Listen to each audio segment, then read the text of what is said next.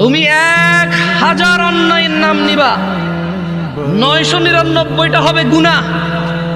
ওর মধ্যে যদি তুমি নামাজ ত্যাগ মানে নামাজ পড়ো না, একটা নাম নাও, তাহলে ওটা হবে কুফরি। ওটা হবে কি? কুফরি। আজকে তোমাকে এটা নিয়ে কিছু বলি, কেমন?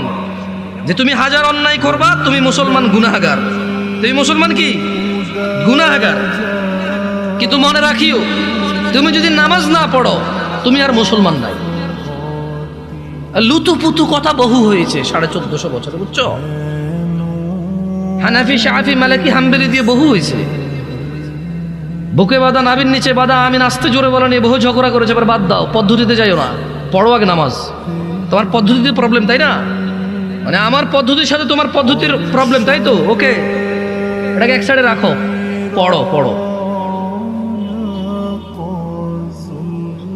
পড়ো।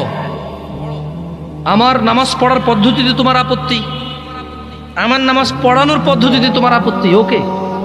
তর্কের খাতিরে তোমার সাথে তর্ক করলাম না, তুমিও করিও না। তর্ক পরিহার করো, এতে রহমত।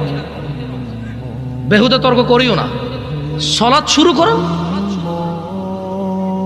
1000 অপরাধের মধ্যে একটা অপরাধ তুমি পাবা না এরকম, নামাজ ত্যাগ করা মতো অপরাধ। তোমার এই পৃথিবীর কোন নেক আমল হিসেব হবে না নামাজের আগে। যার নামাজ ঠিক থাকবে তার সব ঠিক।